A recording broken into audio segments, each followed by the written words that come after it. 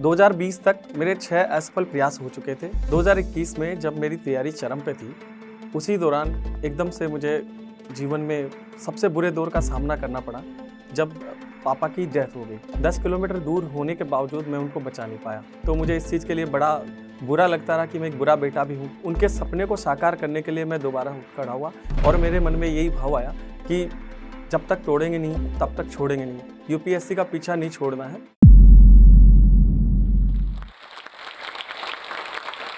2015 में एक मूवी आई थी मांझी। हो सकता है आप में से कई लोगों ने वो मूवी देखी हो। मैं अपने व्यक्तिगत जीवन को भी उस मूवी से रिलेट करता हूँ, क्योंकि उसी समय मैंने भी यूपीएससी नामक लक्ष्य को, जो मेरे लिए पहाड़ की तरह ही था, अपने जीवन का लक्ष्य बनाया। और धीरे धीरे दशरथ मांझी की तरह ही 8 प्रयासों में थोड़ा थोड़ा खत्म करके और उस पहाड़ को समाप्त करके मैंने अपना लक्ष्य वर्ष 2022 में अपने 8 प्रयासों के बाद यूपीएससी सेवा में चयन होकर प्राप्त किया। नमस्कार, मेरा नाम रामभजन कुमार है।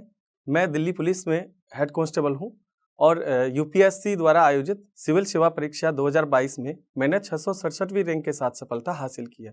परंतु मेरा यह संघर्ष दशरथ मांझी की तरह ही तरह तरह की मुसीबतों से और बाधाओं से भरा हुआ है।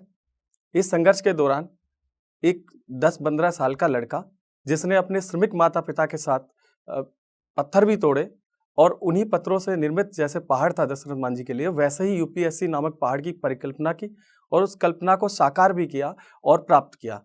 मैं आपको अपने इस संघर्ष की ओर ले जाता हूँ, संघर्ष की दास्तान सुनाना चाहता हूँ कि किस तरीके से मैंने इस विशालकाय सपने को देखा और उसे पूरा भी किया। जिस तरह से दशरथ मांझी ने पहाड़ तोड़ा था, और पहाड़ ही केंद्र में नहीं है, दशरथ मांझी भी केंद्र में है। मेरा जीवन भी दशरथ मांझी की तरह ही अभाव से ग्रस्त रहा है। तो मैं आपको ले चलता हूँ अपने बचपन की ओर। बचपन में माता पिता श्रमिक थे। पिता आइसक्रीम बेचा करते थे साइकिल पे और माता काम किया करती थी औद्योगिक क्षेत्र में। मम्मी पापा ने हमेशा ये देखा, रात हो या दिन हो, जहाँ से भी पैसा हो सकता है, परिश्रम किया जा सकता है, तो वहाँ वो करना चाहिए। तो दिन में भी रात में भी काम करते। मैं उनको काम करते हुए देखा करता था, तो इससे मुझे प्रेरणा हुई कि मुझे भी कुछ करना चाहिए साथ-साथ में। तो जैसे-जैसे मैं बड़ा हुआ तो एक्सपेंसेस बढ़ते गए। बचपन में ऐसे जो अंडरगारमेंट्स हैं उनके अलावा कपड़े उपलब्ध नहीं हुआ करते थे। तो कुछ टाइम तो ऐसा हुआ कि 3 साल में 1 बार कपड़े मिलते थे, तो उन्हीं से काम चलाया जाता था पैबंद लगा-लगा के। और जैसा स्टडी का खर्च था, एक्चुअली सरकारी स्कूल में पढ़े हैं, पर फिर भी थोड़ा जो होता था, तो जैसे कट्टे हैं उनके बैग बनाना, तो इन सब से काम चलाते। और पढ़ने के लिए भी लाइट तो थी नहीं, तो दिया जलाते थे तेल वाला। मिट्टी का तेल खत्म हो जाता तो मीठा तेल जो होता है वो डाल के दीपक से भी पढ़ाई करनी पड़ती थी। घर था तो खपरेल का घर था, कच्चा घर था। इस अभाव के साथ शुरू हुआ मेरा सफ़र। जैसे ही मुझे वो शारीरिक क्षमता हासिल हुई कि मैं अपने शारीरिक श्रम के बल पे कुछ योगदान दे सकूँ फैमिली के जो ज़रूरतें हैं उनके लिए, तो मैंने डिसाइड किया और घरवालों ने भी कहा कि कम से कम मतलब अपने पढ़ाई का खर्च तो आप निकाल सकते हो, थोड़ा मदद भी मिल जाएगी, और इन सब की ज़रूरत भी थी। तो मैं मम्मी के साथ काम पे जाने लग गया और वहाँ पत्थर तोड़ा करता था। इन पत्थर तोड़ने के दौरान मुझे, जैसा कि अनट्रेन्ड था, बच्चा भी था, तो चोट लग जाया करती थी। अपना खून बहता हुआ मैंने खुद देखा है और उसके बाद खून से मैं पसीने पे आ गया। खून बहाते-बहाते पसीना बहाने लग गया और पसीना बहाते-बहाते मैंने योगदान किया और अपनी पढ़ाई भी स्टार्ट की। 10वीं तक मैंने अपनी पढ़ाई वहाँ करी। 10वीं के बाद मैं अपने नज़दीकी कस्बे में 12वीं क्लास के लिए पढ़ने गया, सरकारी स्कूल से ही। इसके बाद कॉलेज में पढ़ते हुए फर्स्ट ईयर, सेकंड ईयर मैंने कंप्लीट की। तब मेरा चयन दिल्ली पुलिस में हो गया। दिल्ली पुलिस में आने की प्रेरणा मुझे अपने गाँव के ही कुछ लोगों से मिली, जिन्होंने एग्ज़ाम दिया था, पर सफलता नहीं मिली थी। पर शारीरिक श्रम की बदौलत मेरा फिजिकल हो गया और मैंने सेल्फ से तैयारी की, तो मेरा दिल्ली पुलिस में चयन हो गया 2009 में। उसके बाद डिपार्टमेंट में रहते हुए मैंने 2010 में अपनी ग्रेजुएशन कंप्लीट की, नॉन कॉलेजिएट के रूप में। इसके बाद मैंने पीजी किया। तब तक मुझे यूपीएससी के बारे में कुछ जानकारी नहीं थी। 2012 में मैंने नेट जेआरएफ किया। जैसे ही जेआरएफ किया, तो जेआरएफ करने के बाद मुझे ये एहसास हुआ कि जेआरएफ ऑल इंडिया टेस्ट होता है और उसमें अगर मैं ऐसी रैंक सिक्योर कर सकता हूँ, तो हो सकता है कि यूपीएससी मेरे लिए ऐसी चीज़ हो गई जो रेंज में आ सकती है। तो थोड़ा कॉन्फिडेंस बूस्ट हुआ। इसके बाद मैंने सीनियर ऑफिसर्स को काम करते हुए देखा, तो मुझे उनकी कार्यशैली पसंद आई। मुझे लगा कि ज़्यादा जैसे ताकत होती है, तो वो ज़्यादा बड़ी समस्या को सुलझा सकते हैं और इस पद पर रहते हुए मैं कुछ लोगों को खुश कर सकता हूँ।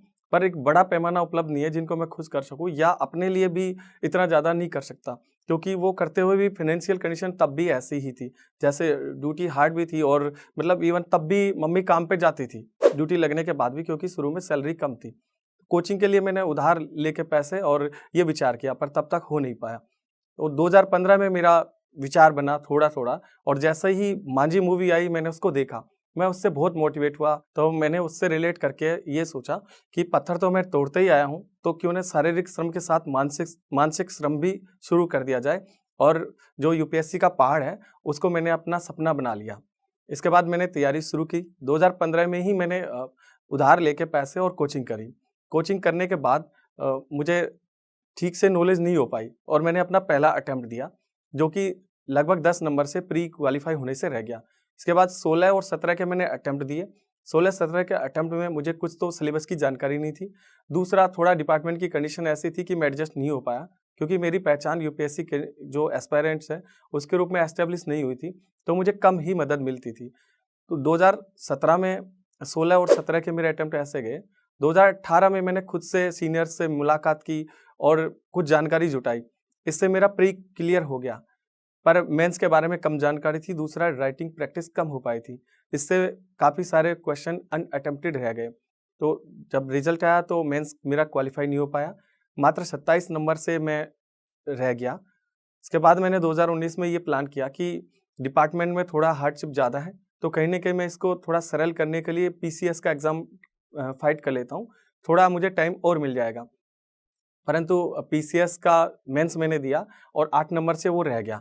इसके बाद मैंने वापस यूपीएससी की तरफ ही रुख किया कि पूरे जतन से प्रयास करता हूँ।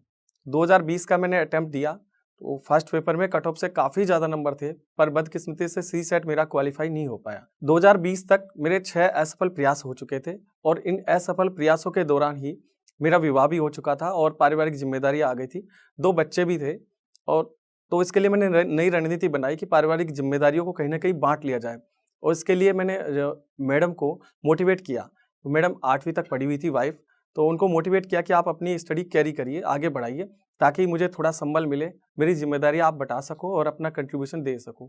मैडम मेरे जो मोटिवेशन से प्रेरित हुई, और वो खरी उतरी इन प्रयासों पे। उन्होंने अपनी पढ़ाई स्टार्ट कर दी दोबारा से। तो उन्होंने मेरी ज़िम्मेदारियों को काफ़ी हद तक बँटा लिया, बच्चों का भी ध्यान रखा, तो मुझे एक्स्ट्रा सपोर्ट मिल गया घर से दूर रह के तैयारी करने का। 2021 में जब मेरी तैयारी चरम पे थी, उसी दौरान एकदम से मुझे जीवन में सबसे बुरे दौर का सामना करना पड़ा, जब पापा की डेथ हो गई। पापा अस्थमा के पेशेंट थे। 10 किलोमीटर दूर होने के बावजूद मैं उनको बचा नहीं पाया। वो घर पे थे, मैं तैयारी में मशगूल था 10 किलोमीटर दूर। जैसे ही उन्होंने वो रात भर परेशान होते रहे, और सुबह तक वो अपने जीवन की बाजी हार चुके थे, जब तक कि मुझे पता लगा। इसके बाद मुझे ऐसे मानसिक यंत्रणा होने लगी कि कहीं न कहीं मेरी योग्यता में कमी है कि मैं उनको बचा नहीं पाया। मुझे जानकारी होनी चाहिए थी कि वो अस्थमा के पेशेंट हैं, और उनको अगर इमरजेंसी में ले जाना पड़ा तो उनको ऑक्सीजन की ज़रूरत होगी। तो मुझे इस चीज़ के लिए बड़ा बुरा लगता रहा कि मैं एक बुरा बेटा भी हूँ, और कहीं न कहीं कम नॉलेज होना मेरे लिए काफ़ी खतरनाक साबित हुआ। इसके बाद बहुत ही गहरे मानसिक वेदना से गुज़रा मैं। रात को रोता रहता था। घरवालों के सामने कुछ कह नहीं सकता था, बड़ा कठोर बना रहता था। घरवालों को संबल मिले, क्योंकि अगर मैं रोता तो फिर घरवालों का बहुत बुरा हाल होता। और ऐसे लगने लग गया कि यूपीएससी को छोड़ देना चाहिए। वो पापा के चले जाने के बाद मुझे लगा कि अब क्या ही रह गया जीवन में, और करने का क्या ही फ़ायदा होगा? किसको मैं जाके बताऊँगा कि मैंने ये कर लिया? तो गहरी वेदना में चला गया, काफ़ी टाइम तक ऐसे ही रहा। उसके बाद मैंने वापस से खुद को तैयार किया कि अगर मैंने यहाँ पे छोड़ दिया तो जो ये लड़ाई है, ये मेरी अकेले की लड़ाई नहीं है। मेरे माँ-बाप ने बचपन से मुझे पाल-पोस के बड़ा किया, खुद इतने दुःख झेले। अगर मैं उनको रिकवर नहीं कर पाया, तो जैसे एक बार तो मैं साबित हो गया कि मैं एक योग्य बेटा नहीं हूँ, मैं दूसरी बार फिर से नालायक बेटा साबित होने वाला हूँ, अगर मैंने ये सब नहीं किया, अपनी लड़ाई बीच में छोड़ दी। क्योंकि पापा चाहते थे कि जो काम शुरू किया है, उसको ज़रूर से ख़त्म करना, और बेटा आपको ये सब बनना है, जो आप तैयारी कर रहे हो। तो उनके सपने को साकार करने के लिए मैं दोबारा उठ खड़ा हुआ, और मेरे मन में यही भाव आया कि जब तक तोड़ेंगे नहीं, तब तक छोड़ेंगे नहीं। यूपीएससी का पीछा नहीं छोड़ना है। जब तक शरीर सलामत है और मन में जितनी ऊर्जा, जितना जोश है, मैं पूरी लगा दूँगा। और पिछले प्रयासों को कलेक्ट किया, जितनी कमी हो गई थी वो सबको दूर करने की कोशिश की और अपना 100% देने का प्रयास किया। मेरी इस पूरी यात्रा में निराशा और थकान, इनके लिए तो मेरे पास समय नहीं था और दूसरा जब तक मुझे पता था कि मेरी ये कमियां हैं तो मैं डिमोटिवेट नहीं हो पाया। इसके अलावा मेरा मन में ये था कि ऐसी मेहनत करो कि खुद से ही श्रद्धा पैदा हो जाए। तो ईमानदारी से अपनी मेहनत करने का प्रयास करता रहा। इसके बाद मेरा 8वां अटेम्प्ट आ गया 2022 में। इतना सब मानसिक तौर पे लड़ाई जीतने के बाद फिर मुझे अपनी स्टडी को कंटिन्यू करना था। स्टडी को मैंने परफेक्टली प्लान किया, जिसमें जो तैयारी के तीनों चरण हैं, उनकी तैयारी के लिए शुरुआत से ही शुरू किया। इसके अलावा ये यूपीएससी को एक लाइफ़स्टाइल के रूप में अपनाया कि मुझे खुद को चेंज करना है। अपनी वीकनेसेस जो है वो अपने व्यक्तित्व के तौर पे भी दूर करनी है और जो मेहनत में कमी रह गई है वो भी पूरी करनी है। तो मैंने एक भी दिन बर्बाद किए बिना सार्वजनिक जो समारोह है उनमें पार्टिसिपेट नहीं किया, दोस्तों को भी नाराज़ किया। पर इसके बावजूद मुझे लगा कि एक दिन ये सब वसूल हो जाएगा, जब मुझे अपना लक्ष्य प्राप्त हो जाएगा। तब मैंने स्टार्ट की अपनी प्री की तैयारी करी अच्छे से, टेस्ट सीरीज वगैरह लगाई, जो लूप होल्स है उनको दूर किया और तैयार हुआ इसके लिए।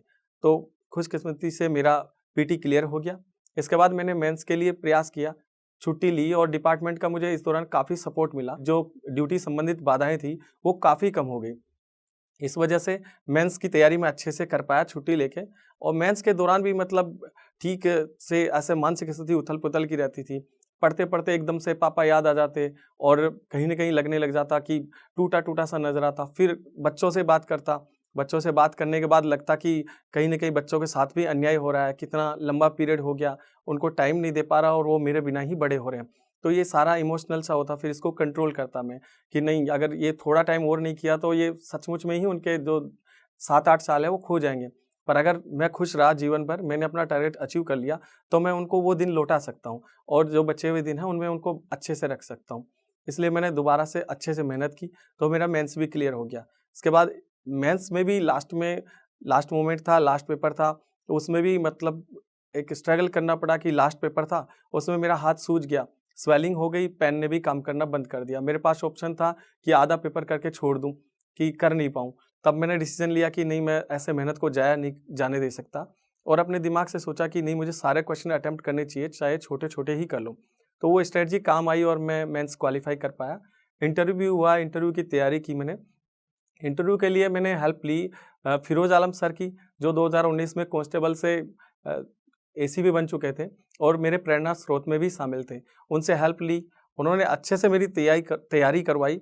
पर्सनली उन्होंने ये विश्वास व्यक्त किया मेरे में कि मुझे आप पे भरोसा है कि आप बेहतर करोगे और वो भरोसा जो उन्होंने व्यक्त किया वो मुझे सच्चा लगा। इसने मुझे बहुत प्रेरित किया और मुझे सेल्फ मोटिवेट होने में मदद मिली।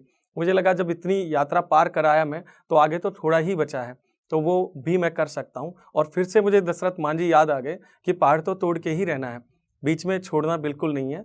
और इस तरह से 2022 में मुझे अंतिम रूप से 667वीं रैंक के साथ सफलता हासिल हुई। अपनी इस कहानी को, अपने जीवन संघर्ष को मैं सोहनलाल द्विवेदी जी की कुछ पंक्तियों के माध्यम से कहना चाहूँगा, जिन्होंने मुझे निरंतर प्रेरित भी किया और जो मेरे जीवन संघर्ष को अच्छे से व्यक्त भी करती है और मैंने उनको सही साबित भी किया है। नन्ही चींटी जब दाना लेकर चलती है, चढ़ती दीवारों पे 100-100 बार फिसलती है। मन का विश्वास रगों में साहस भरता है, चढ़कर गिरना, गिरकर चढ़ना ना अखरता है। आखिर उसकी कोशिश बेकार नहीं होती, कोशिश करने वालों की कभी हार नहीं होती। इन पंक्तियों ने मुझे तैयारी के दौरान निरंतर प्रेरित किया और रुकने से, थकने से रोके रखा और इन्हीं पंक्तियों को मैंने सत्य साबित करने के लिए निरंतर संघर्ष किया और यही पंक्तियाँ आप लोगों के लिए भी जीवन सार और तैयारी के लिए एकदम एक मोटिवेशन का काम कर सकती है। और मैं यही चाहूँगा कि मेरी तरह आप भी इन पंक्तियों में विश्वास रखें, भरोसा रखें और इनको साबित करने की कोशिश करें। आपको आपका लक्ष्य ज़रूर हासिल होगा। अंत में जोश टॉक यूपीएससी की टीम की तरफ से आपके लिए एक मैसेज है, जो हो सकता है आपकी तैयारी में महत्वपूर्ण मदद कर सके। धन्यवाद। हेलो एस्पिरेंट्स, हम में से बहुतों का सपना है आईएएस ऑफिसर बनना, लेकिन ये जर्नी बहुत महंगी है और इसलिए बहुत एस्पिरेंट्स ने जोश टॉक से रिक्वेस्ट किया कि क्या जोश टॉक्स एस्पिरेंट्स को हेल्प कर सकते हैं फाइनेंशियली उनकी इस जर्नी में। तो इसलिए जोश टॉक्स ने कांटेक्ट किया इंग्लिश मीडियम के लिए KSGIS के खान सर को। शायद खान सर और KSGIS की इंट्रोडक्शन ही देने की जरूरत नहीं है। देश के सबसे जाने माने और रिस्पेक्टेड इंस्टीट्यूट्स में से है KSG। सृष्टि जैन देशमुख, शायद आपने नाम सुना हो, सर की ही स्टूडेंट रही हैं जिन्होंने 2018 में AIR 5 हासिल की। तो जोश टॉक्स ने KSGIS उन्हें रिक्वेस्ट किया कि क्या वो जोश की फैमिली के लिए एक बहुत बड़ी स्कॉलरशिप दे सकते हैं। मुझे बहुत खुशी है हम सबके साथ ये बात शेयर करने की कि दोनों ही इंस्टीट्यूट्स मान गए। वो जोश की फैमिली के लिए अपने फाउंडेशन कोर्स पे स्कॉलरशिप प्रोवाइड करेंगे, यानी कि वो क्वालिटी की एजुकेशन जिसकी फीस लाखों में जाती थी अब हम अफोर्ड कर पाएंगे। ये हेल्प वैल्यूएबल है सबसे ज्यादा हम नए एस्पिरेंट्स के लिए, जिन्हें फाउंडेशन कोर्स करना तो है लेकिन लाखों की फीस हम अफोर्ड नहीं कर सकते। जोश फैमिली की ये स्कॉलरशिप पाने के लिए हम नीचे दिए गए गूगल फॉर्म को फिल कर सकते हैं। जब आपको कॉल आए तो प्लीज ये मेंशन करना मत भूलना कि आप जोश फैमिली के पार्ट हैं, ताकि आपको ये स्कॉलरशिप मिल पाए।